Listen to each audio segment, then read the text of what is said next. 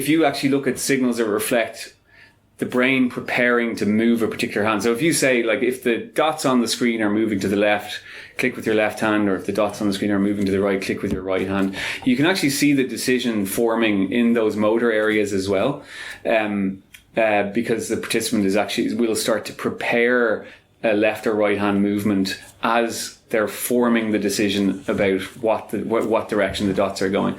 But this centroparietal positivity is different in that it doesn't actually care what you're going to do about the decision. It seems to just reflect the amount of evidence that you have for whatever decision you're making right now. So we actually study these motor signals and the CPP in tandem because they can give us different types of information on the decision process. So, for example, one thing that we see in our motor signals is that when participants are faced with a deadline for making their decision, so you're told, for example, you've got like a maximum of 1 second to respond, otherwise we're going to take away some points from you for this, then what you see is that these motor preparation signals will build towards their threshold, and by threshold it's like how large a signal you need before the brain will actually initiate the hand movement.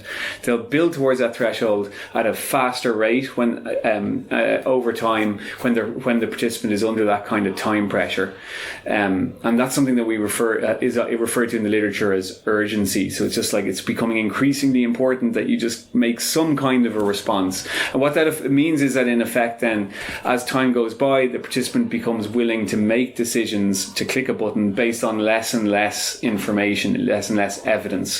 Because when you get to a point where by the deadline you're better off having a guess than clicking nothing, right?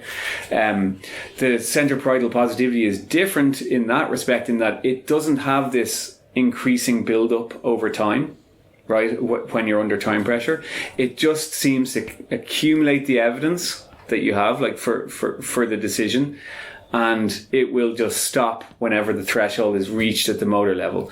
So what that looks like then in practice is that the centroparietal positivity tends to be smaller for later responses than for early responses, because those later responses are ones where there was more urgency to respond by the end of the trial because the deadline is coming, and you were willing to make decisions based on less evidence at that stage. So that's just so that these different signals can give us like different views on different aspects of the decision-making process.